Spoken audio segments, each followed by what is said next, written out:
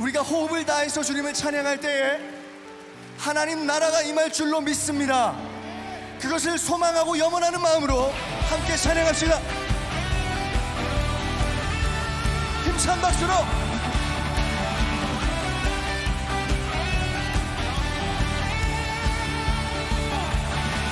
주님의 영광 나타나셨네. 권능으로 임하셨네.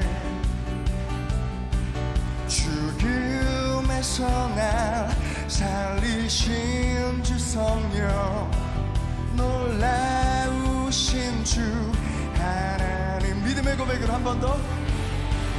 주님의 영광 나타나셨네. 주님의 큰 권능으로 임하셨네. 죽음에서 날 살리신 주 성령, 놀라우신 주 하나님. 할렐루야. 할렐루야. 주의 나라가 할렐루야 임하소서.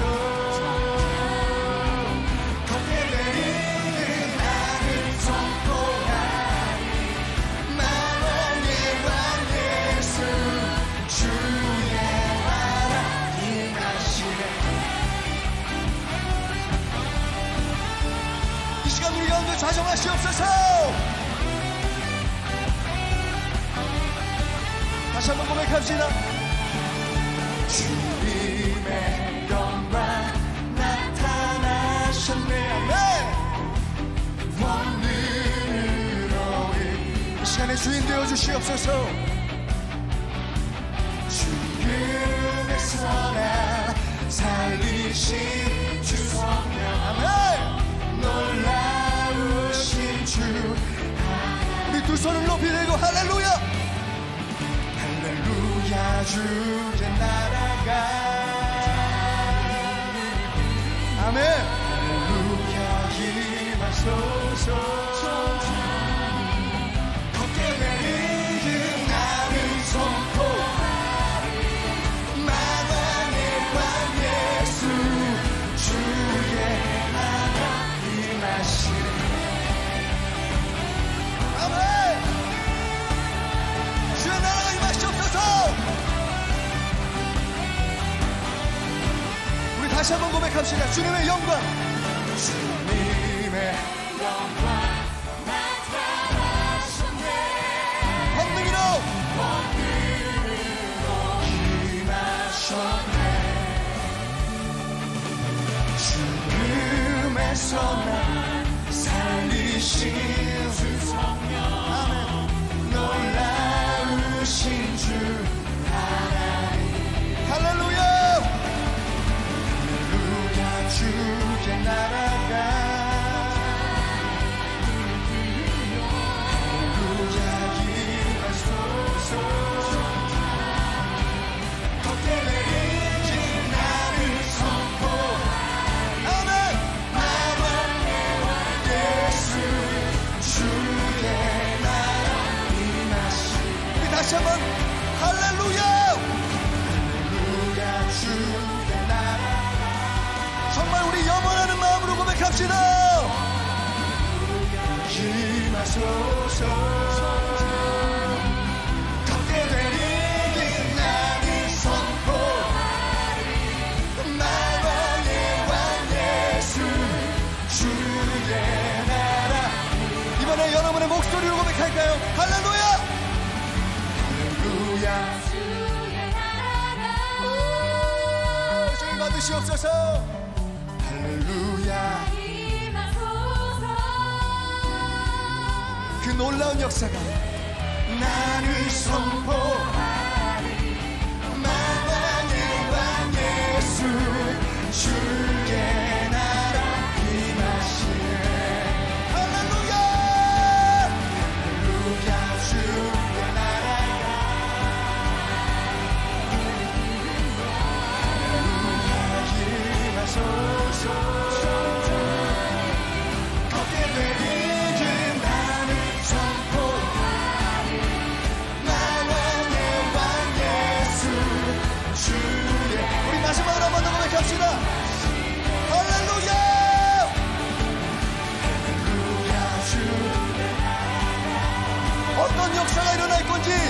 고백하며 찬양합시다.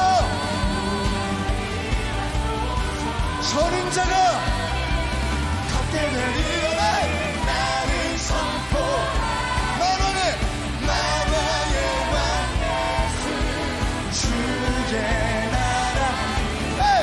나는 선포하리. 만왕의 왕 예수 주. 여러분의 진정한 고백을 기다리세요. 나를 선포하리.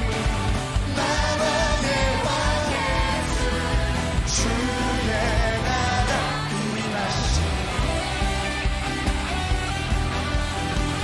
할렐루야.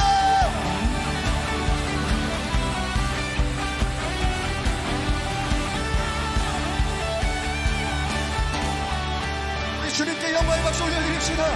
우리 호흡을 다해 찬양합니다.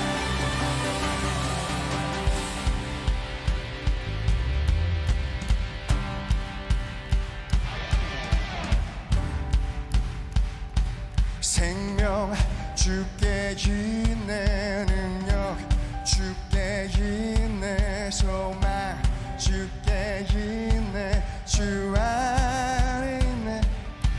생명 주께 있네. 능력 주께 있네. 소망 주께 있네. 주 안. 한 번 더. 생명 주께 있네. 능력 주께 있네. 소망 주께 있네. 주 안에 생명 주께 있네. 능력 주께. 아멘. 소망 주께 있네. 주 안. 생명 다해. 생명 다해. 주 찬양하리. 힘을 다해 주 찬양하리. 내 생명 다해 내 힘을 다해 모든 소망 주님께. 생명 주께 있네. 능력 주께 있네. 소망 주께 있네. 주 안에 있네. 생명 주께 있네. 능력 주께 있네. 소망 주께 있네. 주 안. 우리의 생명을 다해. 생명 다해 주 찬양하. 주님 우리의 고백을 받으시옵소서. 힘을 다해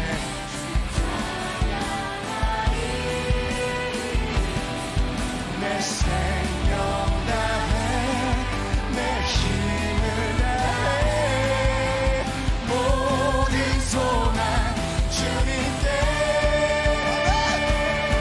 생명 주께 있네. 주께 있네. 소망 주께 있네. 생명 주께 있네.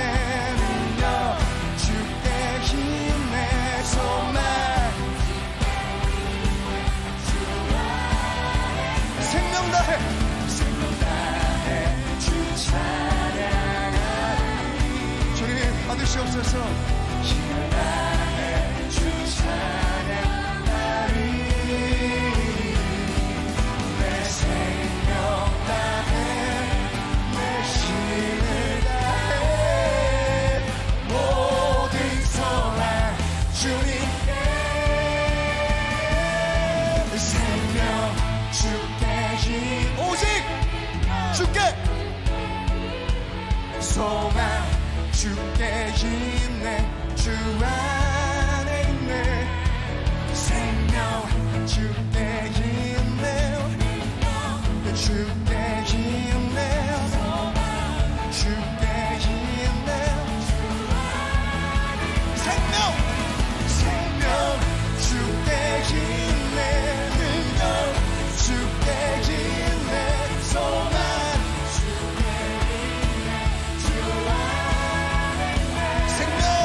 생명 주께 있네.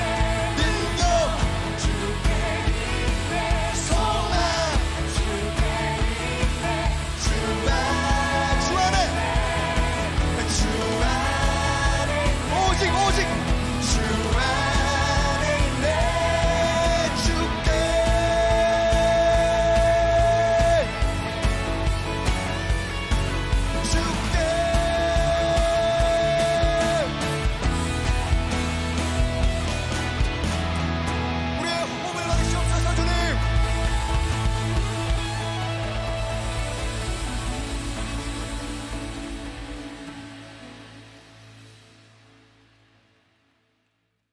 다 같이 사도신경 하심으로 우리의 신앙을 고백하시겠습니다. 나는 전능하신 아버지 하나님 천지의 창조주를 믿습니다.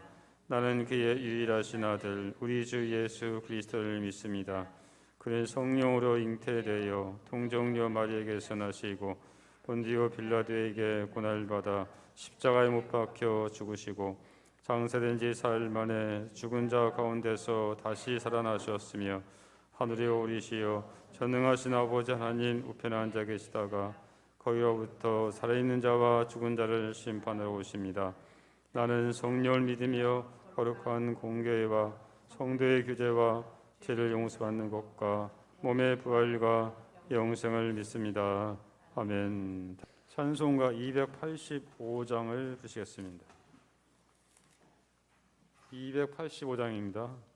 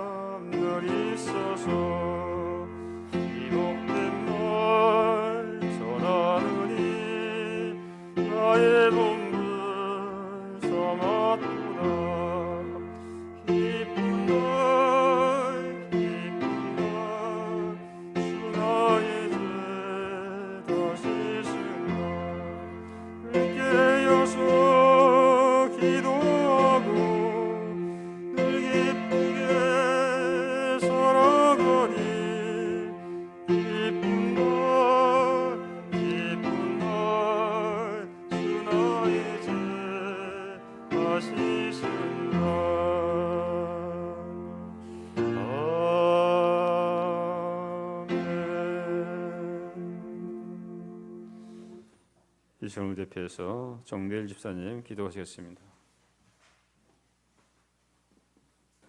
다 같이 기도드리겠습니다.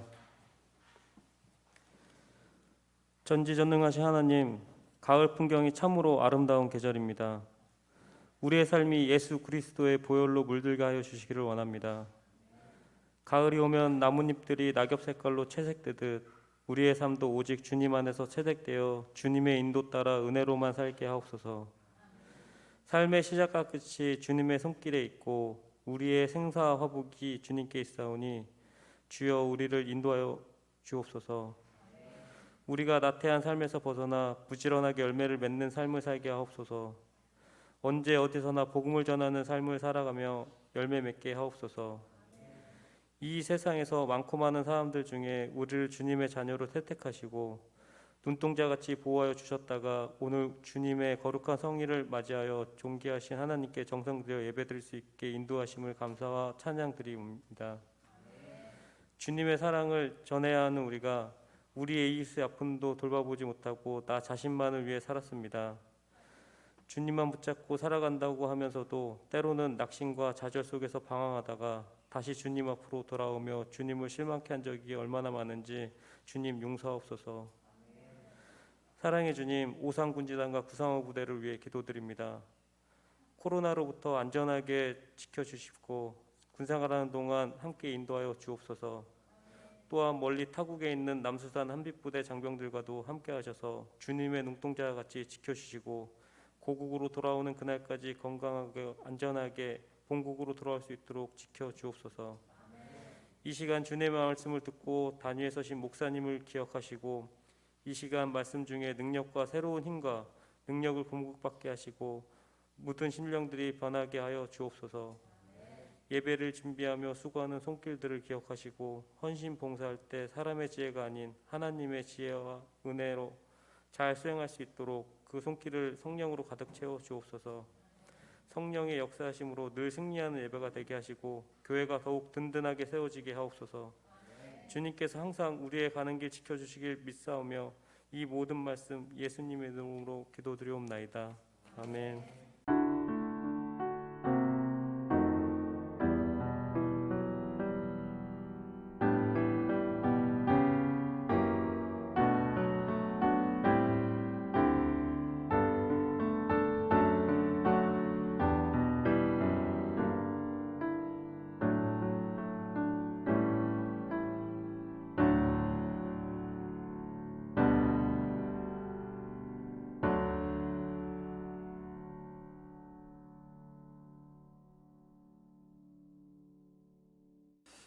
예, 오늘 하나님께서 우리에게 주신 말씀은 여호수아 23장 6절부터 13절 말씀입니다.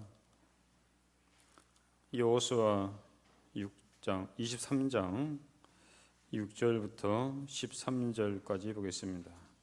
한 절씩 교독하겠습니다. 그러므로 너희는 크게 힘써 모세의 율법책에 기록된 것을 다 지켜 행하라. 그것을 떠나 우로나 좌로나 치우치지 말라. 너희 중에 남아있는 이 민족들 중에 들어가지 말라. 그들의 신들의 이름을 부르지 말라. 그것들을 가리켜 맹세하지 말라. 또 그것을 섬겨서 그것들에게 절하지 말라. 오직 너희 하나님 여호와께 가까이 하기를 오늘까지 행한 것 같이 하라. 이는 여호와께서 강대한 나라들을 너희 앞에서 쫓아내셨으므로 오늘까지 너희에게 맞선 자가 하나도 없었느니라. 너희 중 한 사람이 1000명을 쫓으리니 이는 너희 하나님 여호와 그가 너희에게 말씀하신 것 같이 너희를 위하여 싸우심이라.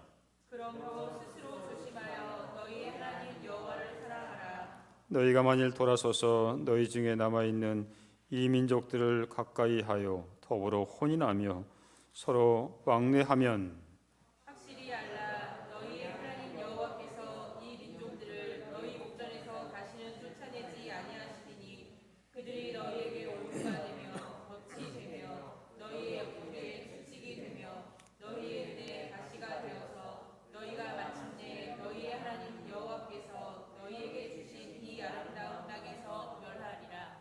아멘. 예, 오늘 제목은 끝이 아름다운 인생. 우리 같이 한번 할까요? 끝이 아름다운 인생이 됩시다.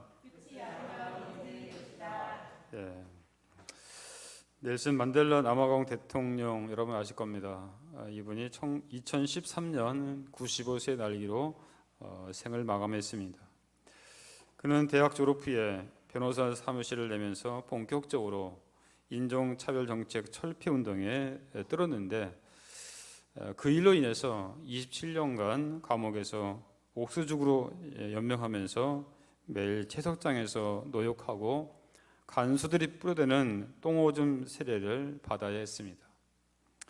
추록 후에 만델라는 남아공 최초의 흑인 대통령이 되고 그리고 임기를 마친 1999년도에는 내가 연락하기 전에는 내게 연락하지 말라라는 유명한 말을 남기고 미련 없이 정계를 떠났습니다. 그리고 세계 곳곳에 분쟁 지역을 찾아다니면서 평화협상 중재와 비밀구제 사업에 몰두했습니다. 전 세계인들에게 존경받던 그런 임종을 앞두고 나는 대단한 인간이 아니다. 단지 노력하는 노인일 뿐이다. 라는 그런 말을 했다고 합니다. 여전히 부족한 많은 그런 사람이라는 뜻이죠. 120세를 사는 동안 눈이 흐리지 않고 기록도 세하지 않는 모세는 죽음을 앞두고 이렇게 말했습니다. 우리의 연수가 70이요 강건하면 80이라도 그 연수의 자랑은 수고와 슬픔뿐이요 신속히 가니 우리가 날아가나이다. 얼마나 뭐냐면 세월이 빨리 되면 날아간다고 그렇게 뭐냐면 표현했습니다. 우리 모두는 언젠가는 죽는 존재입니다. 우리 형제들은 내가 지금 나이 20대인데 내가 죽으려면 아직 멀었을 텐데 그렇게 생각할 수도 있습니다. 하지만 우리의 인생은, 우리의 앞날은 우리가 알 수가 없습니다. 반드시 뭐냐면 우리는 죽는 존재입니다. 그리고 죽은 데에는 반드시 심판을 받게 되어 있습니다.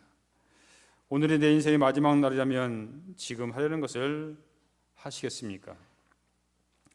죽음을 망각한 삶과 죽음이 시시각각 다가오는 것을 아는 삶은 완전히 다른 것입니다. 우리는 하나님 앞에 부끄러울 것이 없는 자로 우리는 설 수 있어야 하는 것이죠. 근데 하나님께 크게 쓰임받던 사람들 가운데도 처음에는 열심히 순종했지만은 그 신앙을 끝까지 지키는 사람은 그리 많지 않다는 것입니다. 우리가 다 알아는 이 모세도 또한 솔로몬 왕도 다윗도 또한 사울 왕도 예외는 아니었습니다. 여러분 알다시피 모세는 가데스 바네아에서 하나님 명령을 어기어 반석을 한 번만 치라는 것을 이 모세가 이스라엘 백성들이 화도 뭐냐면 불평과 엄하니까 화가 나서 그 반석을 뭐냐면 2번 쳤습니다. 이것은 모세의 혈기로 하나님의 영광을 가리운 것입니다. 이 일로 인해서 결국 이 모세는 가나안 땅에 들어가지 못했습니다. 또한 승승장구하고 하나님 마음에 합한 자라고 불렸던 다윗도 말년의 인구조사로 하나님 앞에 범죄했습니다. 또한 처음에는 일천번제를 드려 하나님 마음을 흡족해 했던 솔로몬 왕도 말년은 하나님을 저버리고 우상 숭배를 했습니다. 이 일로 인해서 결국은 나라가 남북으로 나뉘어지는 그런 결과를 초래하게 되죠. 또한 사울 왕도 처음에는 겸손했지만은 갈수록 교만하여 자기를 위하여 기념비를 세우고 하나님 말씀에 순종하지 않으므로 말년에 비참하게 죽음을 맞이하게 됐습니다. 그런데 처음부터 끝까지 하나님 앞에 순종했던 사람이 있습니다. 바로 여호수아입니다. 여호수아는 모세와 비교해 볼 때 그렇게 화려하지 않는 그런 사람입니다.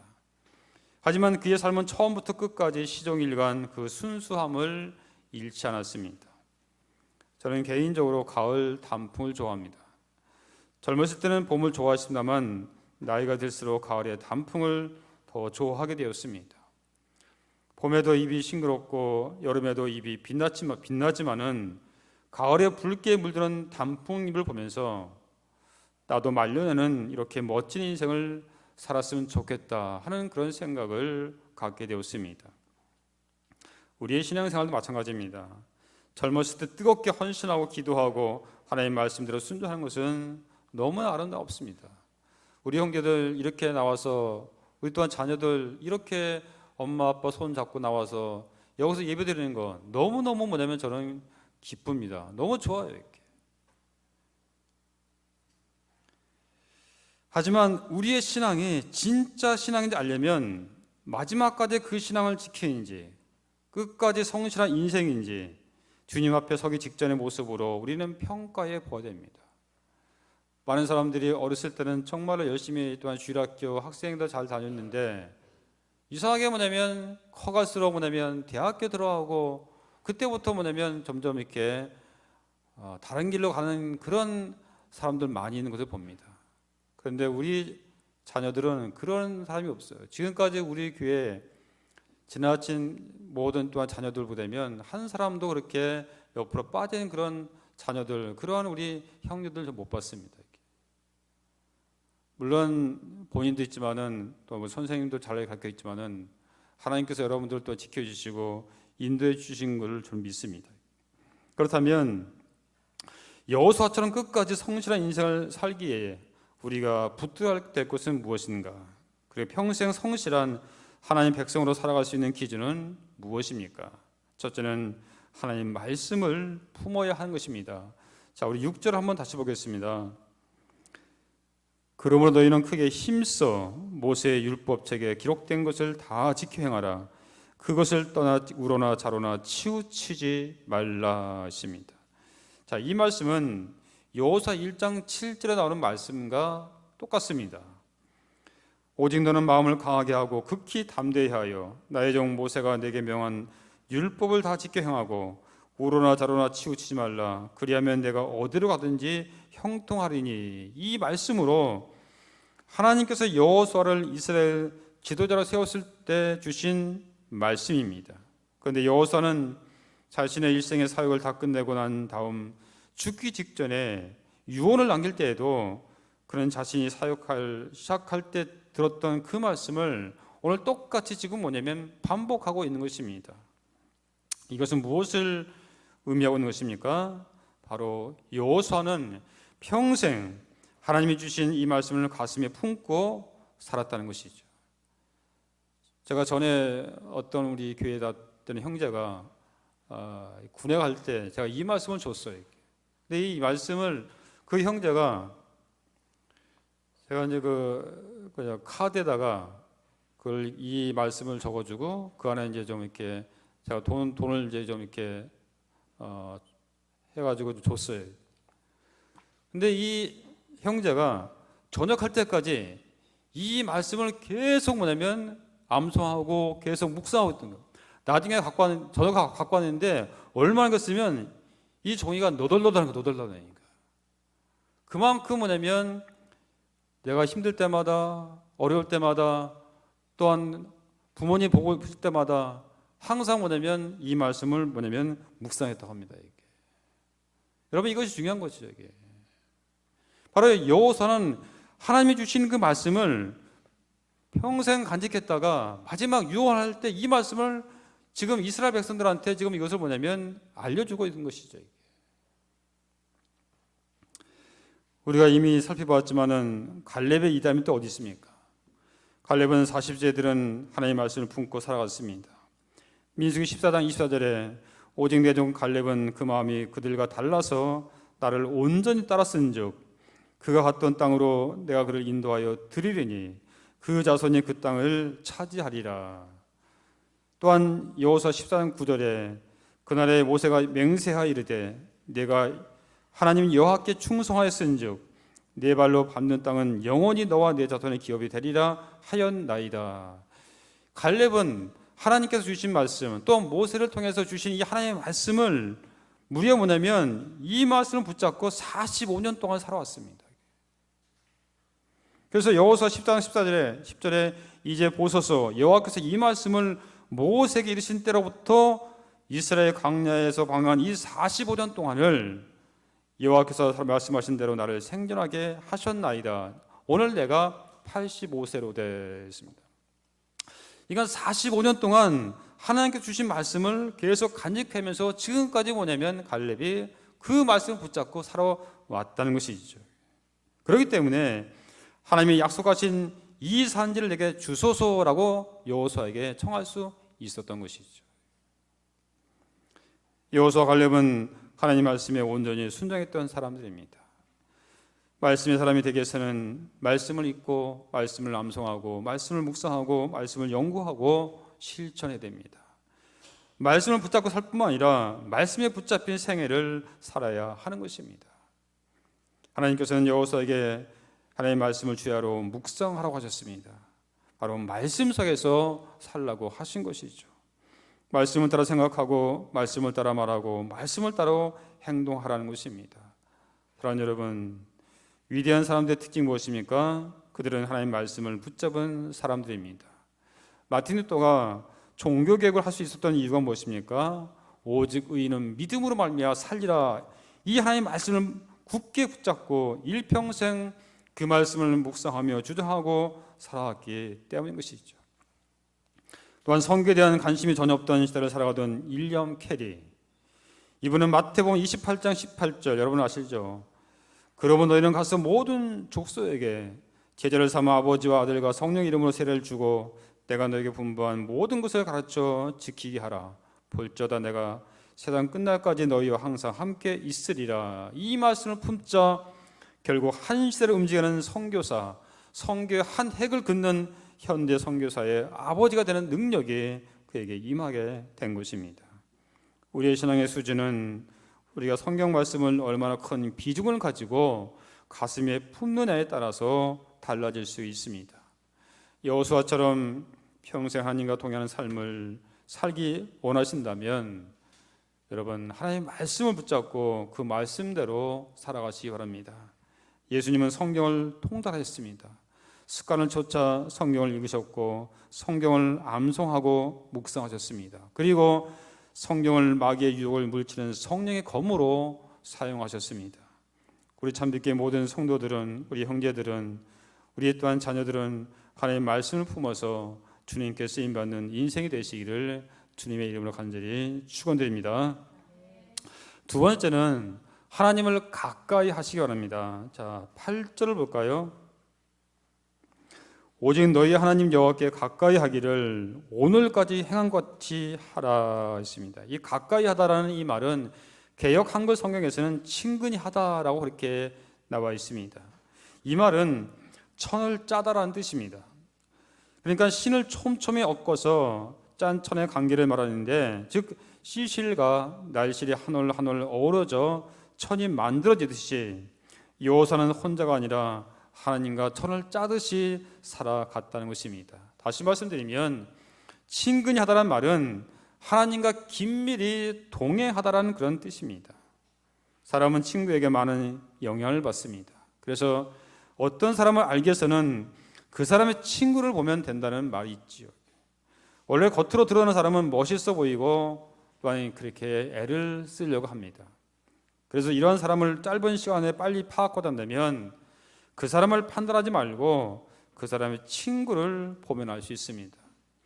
그 사람의 친구가 누구인지 대표적인 친구 3명 정도와 대화를 나눠보는 것이 가장 효과적인 것입니다. 그러면 그 사람이 누구인지 거의 99% 알 수가 있는 것입니다. 매우 정확합니다. 여러분 그렇지 않습니까? 저 사람이 누군가, 그럼 그 사람 가장 친한 친구를 얘기하다 보면 아, 이 사람이 어떤 사람인가 우리 분명히 알 수 있어요. 이렇게. 삶에 대해서 부정적이고 자포자기 하는 사람 옆에 있으면 얼마 가지 않아서 자신도 어느새 똑같은 사람으로 변화되는 것을 느낄 수 있습니다. 인격은 전염성이 있지요. 반면에 매사에 긍정적이고 하나님이 깊이 사랑하는 사람 옆에 있으면 똑같이 변화되어 가는 것을 알 수 있습니다. 사랑하는 성도 여러분, 신앙자 여러분, 하나님을 가까이 한다는 것이 무엇입니까?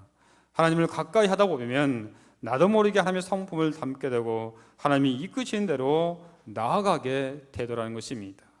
모세의 삶이 우리에게 감동을 주는 이유가 무엇입니까? 출애굽기 33장 11절 보면 사람의 그 친구와 이야기함 같이 여호와께서는 모세와 대면하여 말씀하시며 모세는 진으로 돌아오나 눈의 아들 젊은 수종자 여호수아는 해막을 떠나지 아니하니라 했습니다. 이 말씀 중에서 가장 감동적인 것은 사람이 그 친구와 이야기하는 것처럼 하나님께서 모세를 친구와 같이 여기셨다는 것입니다. 모름지기 친구란 바로 옆에서 대화를 나누듯이 평소 모든 삶을 나누는 그런 관계입니다. 찬송가 369장 되면 제 집 맡은 우리 구주 어찌 좋은 친구인지라는 가사가 나오죠. 이 찬송 가사를 작성한 사람은 분명히 기도하는 삶을 살았을 것입니다. 기도하지 않는 사람이 어떻게 하나님을 이렇게 묘사할 수 있겠어요? 이 찬송가를 작사한 이 사람은 처음에 그 사랑하는 사람과 결혼하기로 이렇게 했다가 그 사랑하는 사람이 이분을 만나러 오다가 다리에서 떨어져 가지고 말을 타고 오다가 다리에서 떨어져 가지고 그래서 뭐냐면 냇물에 그 강물에 쓸려 흘러가는데 또 거기다가 뭐냐면 그 바위가 굴러와 가지고 이 애인의 사랑하는 그 여인의 머리를 쳐 가지고 하는 그런 뭐냐면 실망 같습니다. 하나님이 살아계시다면 어떻게 나에게 이런 일을 당할 수 있을까? 그러면서 뭐냐면 한동안 나는 괴로움합니다. 그러다가 어느 순간에 이제 좀 이렇게 전심으로 또 다시 이렇게 마음이 회복돼 가지고 또 어떤 여인을 만나서 같이 또한 이렇게 약혼을 결혼하려고 이렇게 했는데 결국 그 여인도 폐렴으로 또한 이렇게 죽게 됩니다. 두 번씩이나 뭐냐면 사랑하는 사람을 이렇게 잃게 되죠. 이것 때문에 많은 어려움이 있었지만은 그래서 그럼에도 불구하고 또 기도하면서 하나님의 뜻을 구했습니다. 그러다가 마지막 세 번째 사랑하는 사람을 만나게 되죠. 그분과 만나서 이분이 같이 서로 이렇게 10년 동안 같이 이제 결혼 생활을 하면서 많은 위로와 격려를 받았습니다. 그 가운데 지은 찬송가가 바로 이 369장입니다. 우리가 평안한 삶 가운데서만 있는 것이 아니라 때로는 어렵고 힘든 그런 가운데 있습니다. 그럼에도 불구하고 그 주님은 우리와 같은 친구라고 이렇게 이게 가사를 쓰고 고백했던 것입니다. 한국교회 전천동의 장로님들의 기도를 들어보면 이렇게 기도하죠. 높고 높은 모자 위에 계신 하나님께서 이 낮고 낮은 벌레만도 못한 인생을 구워보시고 라는 이 식의 기도를 이렇게 많이 하고 있습니다. 이런 기도는 마치 하나님은 지극히 높으시며 인간은 지극히 낮다는 식으로 하나님을 감히 가까이 접근하지 못할 분으로 비춰지고 있습니다. 물론 이것이 틀렸다는 것은 아닙니다. 그런데 하나님께 가까이 나가기가 어렵다는 느낌을 받고 있는 거죠. 주님은 우리에게 아주 가까운 하나님의 개념을 가르쳐 주셨습니다. 그것이 바로 아바라는 개념인데 이 아바라기보다는 원래 히브리 사람들의 발음상으로는 아빠에 더 가깝다는 거죠. 그래서 오늘날 이렇게 개역 성경 번역할 때는 다 아빠라고 그렇게 번역되어 있습니다. 얼마나 친근한 말입니까? 하나님께서 우리더러 아빠라고 부르라고 그렇게 말씀하신 것입니다. 우리와 가까이 계시며 우리와 모든 것을 나누시는 아버지십니다. 그래서 언제나 하나님과 동행하는 사람들은 마치 옆에 있는 친구와 대화를 나누듯이 그렇게 기도를 해야 하는 것입니다. 하나님 아빠, 제 마음이 아픕니다. 저를 위로해 주세요. 아빠, 지금 중요한 결정을 내리고 있습니다. 어떻게 할까요? 우리가 뭐냐면 자녀들이 아빠한테 엄마한테 그렇게 요구하는 것처럼 기도도 그렇게 하는 것이죠. 이렇게. 마치 하나님은 저 높은 계시고 우리는 저 밑바닥에 그러면서 그냥 감히 앞에 나가지 못할 그런 종교는 이단들, 타종교들은 그렇게 하죠. 이렇게. 감히 앞에 신들 앞에 가까이 나가지 못하잖아요. 우리 기독교는 우리 하나님은 그런 하나님이 아니란 거죠. 우리 형제들, 여러분들이 필요한 거 있으면 하나님께 나와서 기도하십시오. 하나님 아빠, 그렇게 여러분의 그 아빠라고 부른 것처럼 그렇게 기도하시라고요. 이것이 바로 기도인 것이죠. 날마다 주님 묵상하면서 하나님과 상의하는 인생, 그런 인생으로 살아가야 됩니다. 기회를 캐부르는 이렇게 하겠습니다. 신앙은 비약이 아니라 일상의 삶의 성실함을 통해서도 하나님 앞에서 능히 성화될 수 있고 많은 열매를 거둘 수 있다라고 그렇게 얘기했습니다. 우리가 지금까지 여호수아를 통해서 할 수 있는 것이 무엇입니까? 신앙은 날마다 성실하게 기도를 드리고 말씀을 묵상한 것처럼 우리가 날마다 주님과 동의하다 보면 어느새 우리의 삶 가운데 많은 신앙의 열매를 거두게 된다는 것입니다. 우리의 인생도 마찬가지입니다. 여러분의 삶이 얼마나 멋진 인생이 될는지, 얼마나 영광스러운 인생이 될는지 알기 원한다면 여러분 주님과 가까이 하십시오. 주님과 함께 천을 짜듯이 살아가시기 바랍니다. 하지만 세상과 가까이 하면 어떻게 됩니까? 우리 12절 보면 너희가 많이 돌아서서 너희 중에 남아있는 이 민족을 가까이 하여 더불어 혼인하며 서로 왕래하면 13절에 뭡니까? 확실히 알라 너희 하나님 여호와께서 이 민족들을 너희 목전에서 다시는 쫓아내지 아니하시리니 그들이 너희에게 올무가 되며 덫이 되며 너희의 옆구리에 채찍이 되며 너희의 눈에 가시가 되어서 너희가 마침내 너희 하나님 여호와께서 너희에게 주신 이 아름다운 땅에서 멸하리라 했습니다. 자, 여기 보면 가까이 하다는 말이 또 나오고 있죠. 무엇을 가까이 했습니까? 바로 세상을 좋아하고 우상 숭배를 하고 사주팔자를 보고 점을 보고 사람을 쫓아다니고 술을 좋아하고 이런 것을 좋아하게 되면 그 결과는 전혀 다르다는 사실입니다. 결과 어떻습니까? 멸망이라고 이렇게 성경은 우리에게 말씀해 주고 있습니다. 16절 볼까요? 만일 너희가 너희 하나님 여호와께서 너희에게 명령하신 언약을 범하고 가서 다른 신들을 섬겨 그들에게 절하면 여호와의 진노가 너희에게 미치리니 너희에게 주신 아름다운 땅에서 너희가 속히 멸망하리라 하니라 했습니다. 결국 이스라엘은 가나안 땅에 들어가서 땅을 얻었지만은 민족을 형성했지만은 그러나 점점점 가면 갈수록 하나님의 말씀을 떠나고 우상을 숭배하고 결국 그러므로 인해서 결국은 이스라엘 민족이 멸망하게 되죠. 지금 여러분은 무엇을 좋아하고 있습니까? 무엇을 가까이 하고 있습니까? 세상 것을 가까이 하고 있으면 내려놓으시고 이제부터라도 말씀을 가까이 하십시오. 그리고 기도에 힘쓰시기 바랍니다. 주님과 가까이 하시기 바랍니다. 우리에게는 두 가지 천을 짜는 방법이 있습니다. 세상과 어울려 천을 짜는 방법이 있고 또 한 가지는 하나님과 천을 짜는 방법이 있습니다. 여러분은 누구와 천을 짜시겠습니까? 답은 너무나 명확합니다. 우리 하나님 여호와를 가까이 하여 천을 짜야 우리도 여호사처럼 열매를 거두는 승리를 하는 삶을 살 수가 있는 것입니다. 마지막 세 번째는 하나님을 사랑해야 하는 것입니다. 11절 보겠습니다. 그러므로 스스로 조심하여 너희 하나님 여호와를 사랑하라 했습니다. 여러분, 사랑이 왜 중요한지 아십니까? 사랑하면 말이 들립니다. 우리가 누군가를 사랑하면 그 사람의 이야기를 듣게 됩니다. 성격이 아주 괴팍한 사람이라도 사랑하면 사랑하는 사람의 말을 듣게 되어 있습니다. 직장에서 이성과 교제할 경우 대개 그 사실을 숨기는데 그것을 알아낼 수 있는 방법이 있습니다. 누구의 얘기를 듣는지 주목해서 보면 됩니다.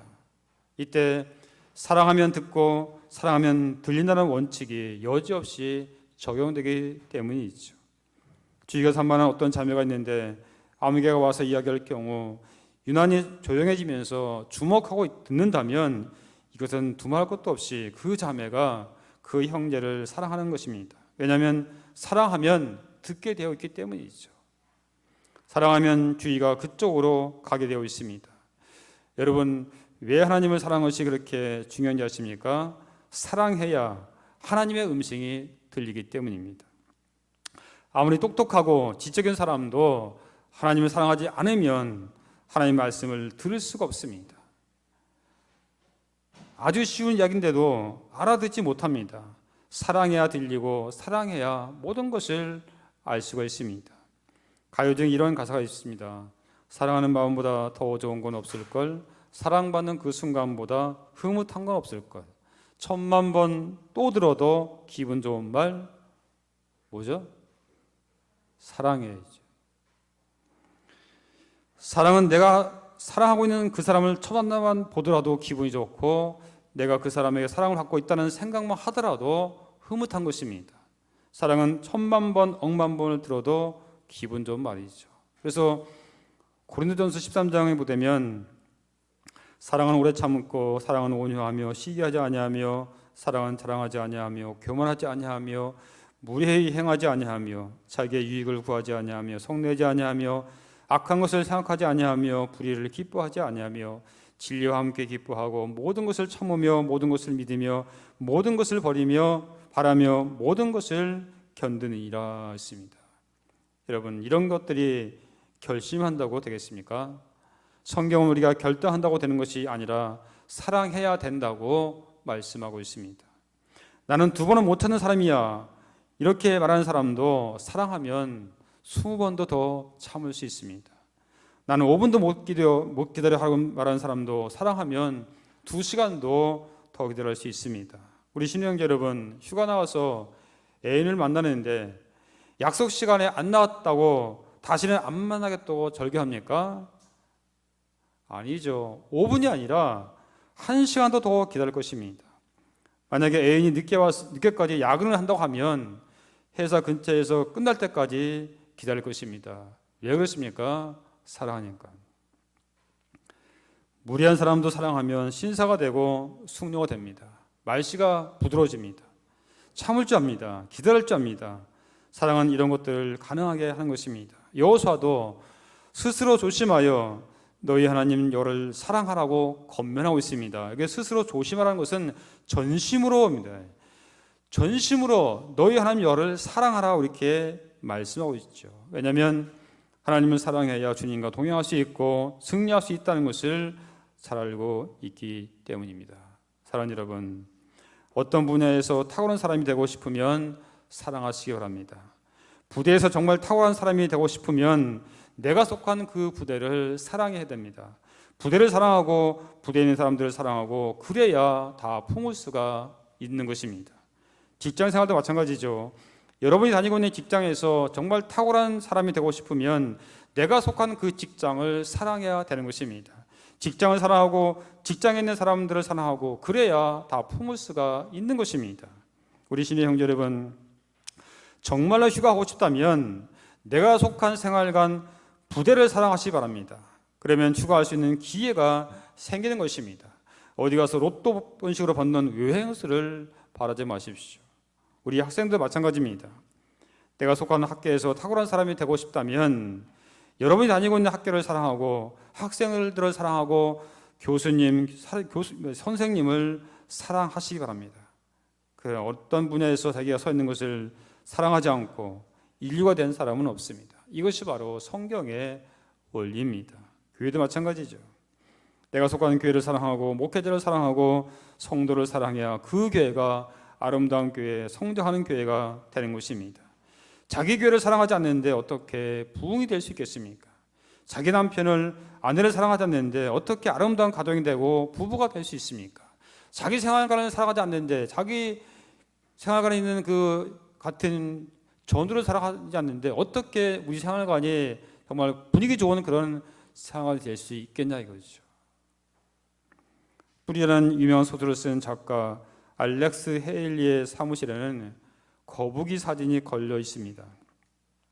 거북이가 높은 담장에 앉아있는 사진입니다.